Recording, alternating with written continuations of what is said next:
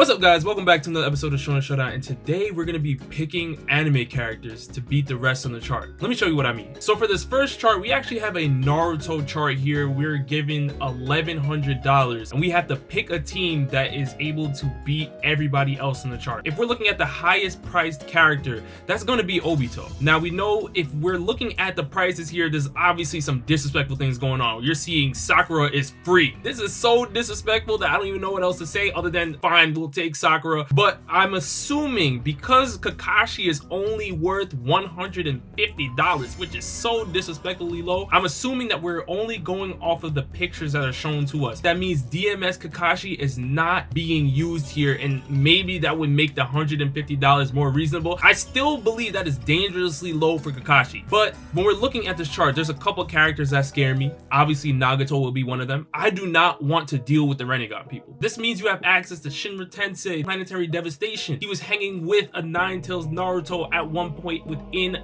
the series. He has an absurd amount of chakra at his disposal. He single-handedly annihilated Konoha. The summoning jutsu techniques that he has are also top tier as well. He was able to take down Jiraiya. So we know where Nagato lies. But who's sitting to the right of Nagato? That would happen to be Itachi. Now, what do we know about Itachi? We know that Itachi looked up to Shisui. But the one thing that we do know about Itachi is that his Susanoo is wild, yo. He has access to the Totsuka blade, which can seal anything. He has access to the Yata mirror that can reflect anything. And let's not forget his ability of Genjutsu, which is super top tier. When you're talking about Uchihas, Itachi is in the conversation. But we don't have a lot of money to work with. So I need to think of something to make this work. As much as I love Jiraiya, Pain took him out, so I'm leaving him there. We can deal with him. Tobirama and Orochimaru are very interesting because we know Orochimaru, a lot of his ninjutsu is really just improving upon what Tobirama was able to find out. So this means a reanimation jutsu, all of these things, which is why Orochimaru is also scary to leave on this board. Because if we're talking about reanimating past Hokage into the mix, I mean, this is crazy, yo. Minato is there for 550, but this is a live Minato, so this means he will not have access to Kurama Chakra mode, which is beautiful for me. This is exactly what I need, because if he had that, I would have to grab him immediately. Now, the first thing I'm going to do is I'm actually going to grab Obito for $600 because I'm going to couple him with Kakashi. Now, a lot of you guys might not know where I'm headed, but I think it will make sense in a few seconds. Not only did Obito and Kakashi grow up together and actually battle together on the same squad, but we do know that Obito has the extra Sharingan that Kakashi needs. And if he is able to get that to Kakashi within the battle, that means Kakashi can access double Mangekyo Sharingan Kakashi, which means he will have access to the Kamui Shurikens, Kamui Lightning Blade. All of these things, he will be able to box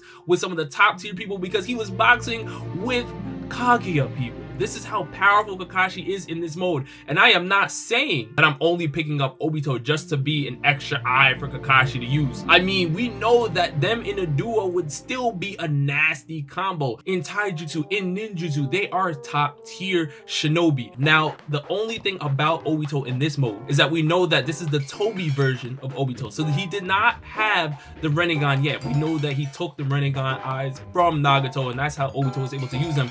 But because he is in this mode, he does not have access to the Rinnegan. Now it's actually getting real scary because I only have $350 left. But because Obito is gonna have access to the Kamui, Kakashi is gonna have access to the Kamui, I'm already in a decent shape right now. Now we know that Minato is no joke. He's able to move so fast, he was able to actually outmatch Obito's Kamui. But again, that was a younger version of Obito. I think Obito now would still be able to at least hang with him if he's coupled with a Kakashi who can also use his Kamui to help in a duo matchup. But because I only have $350 left, I have to make a play. So we have Sakura for free, which is disrespectful, but I'll take it. We have Kakashi and we have Obito. I think my best chances for clearing the chart would be to take Nagato. Sakura being here means I'll have heals. Sakura being here also means I'll be able to summon Katsuyu into the fight if needed. I have superhuman strength coupled on to that. But again, we're not relying on Sakura to bring us home. Nagato is the key here because Nagato has access to the Rinnegan. This means that everybody else on the chart is gonna have to figure out a way to deal with the human path. We know that out of everybody on this chart, it really comes down to Orochimaru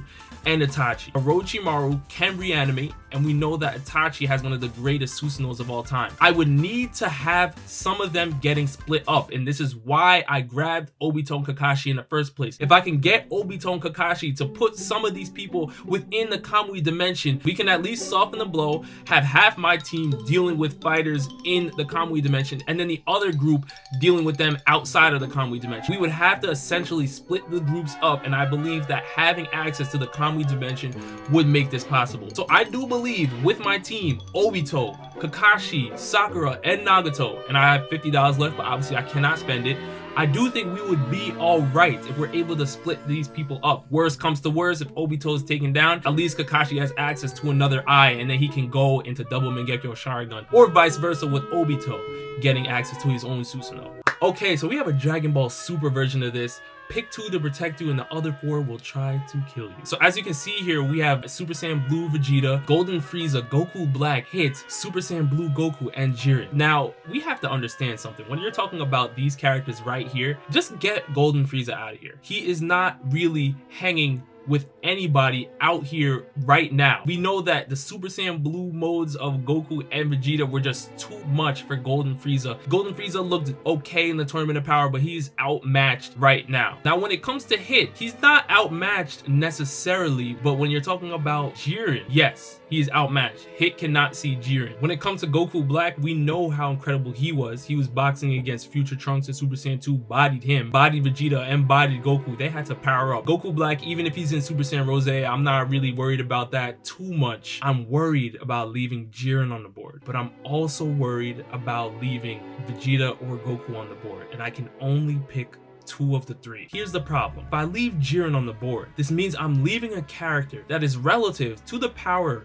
of a mastered Ultra Instinct Goku. But if I don't take the Goku and Vegeta duo, this means I'm leaving off the opportunity for them to fuse into Vegeta or to have them fuse into Super Saiyan Blue Gogeta. And we know that Super Saiyan Blue Gogeta was boxing against Broly. Now, do you guys see where I'm headed? This chart is really coming down to Jiren versus Broly in a very indirect way. Who do you have? Now, I'm in the camp that believes that Jiren right now is stronger than Broly. I do believe that Broly's potential and his ceiling is much higher than Jiren's, but as presently constructed, I believe Jiren is stronger than Broly. I believe the best course of action for me right now is to take Super Saiyan Blue Goku and then to take Jiren, because I think that when we look at Jiren's fight, Jiren was literally fighting Goku, Vegeta, and Android 17 all at the same time before Goku even got to the Master Ultra Instinct form. This is crazy. Jiren is on a completely different level than almost everybody on this chart if we're talking about their current forms in the picture. Now, if we are able to take Vegeta in Super Saiyan Blue Evolution, I think that would make me take Vegeta. But because he's in standard Super Saiyan Blue, it's not Super Saiyan Blue Evolution as I can see here right now, I think I'm going to have to take Jiren on this one. Because Jiren realistically can hang with Goku Black, Hit, and Golden Frieza, probably all at the same time.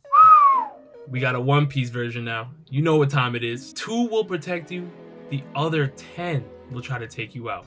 Now, when you look at this chart, I mean, it is nearly impossible to protect yourself from everybody here. If we're taking everybody in their forms that are shown in the pictures here. Now, if it's everybody in their prime, I think I could maybe make something work. That being said, I believe the first person I would have to grab is Shanks. So I actually said this on multiple occasions, but I believe that Shanks and his Haki mastery is probably in the top of One Piece right now, if not top 2. Shanks has been trying to model himself after Goldie Roger since we have come to know his character. Not only does Shanks sail the seas with Goldie Roger, who has one of the greatest Haki powers we have ever seen according to Kaido, and also according to Prime Whitebeard, but we do know that Shanks also watched Rayleigh, and we know that Roger and Rayleigh are both top tier swordsmen in the One Piece world. Well, who has Shanks also sparred against? That would happen to be Mihawk. Shanks has so much battle experience. He's been around some of the greatest in the One Piece world since his younger days. He literally is one of the greatest Haki users that is walking the One Piece world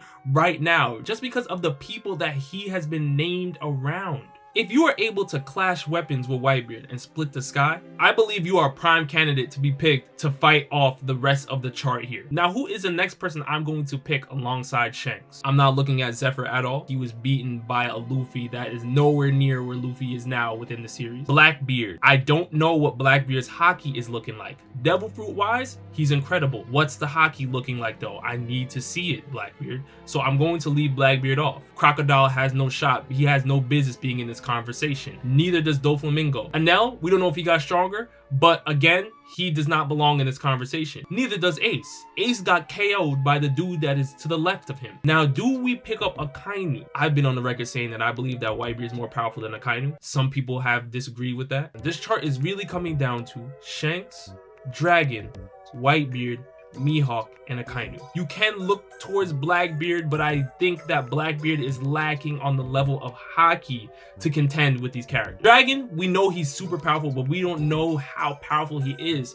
So I'm going to leave him off of the list just because he's in the unknown category. A Shanks and Mihawk duel would be something crazy to watch. I would love to watch that, but we can't lie. I don't think there's any way I could leave off Edward Newgate. I don't care that Whitebeard's at an old age on the chart. It doesn't matter. It's Whitebeard, people. Whitebeard's battle experience alone would be great enough to have on the chart. We've seen this happen in the Marineford War. A lot of people like to knock Whitebeard because he was old in the Marineford War, but they forget to mention how many people Whitebeard was fighting in his old age while he was sick. He was one-arming giants. He still had one of the craziest devil fruits within the series. Sengoku stated that Whitebeard had the power to destroy the world, and whether you believe that's hyperbole or not, it does not matter. Blackbeard caused the entire Marineford War just so he can steal it. To leave a man like this on the board would be blasphemous. Again, if you guys believe that old Whitebeard can't contend with the characters on this chart, I don't know what else to tell you, but we do know that when you're talking about battle experience, Whitebeard has fought with the best of them. He's fought with Roger.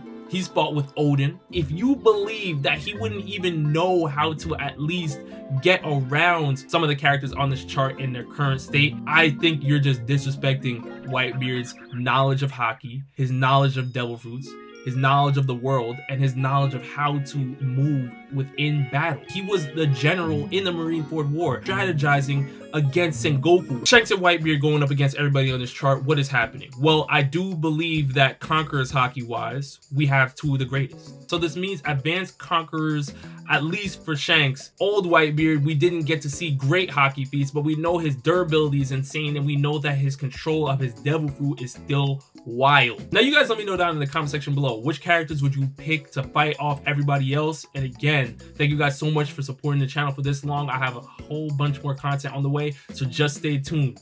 I'll see you next time. Peace.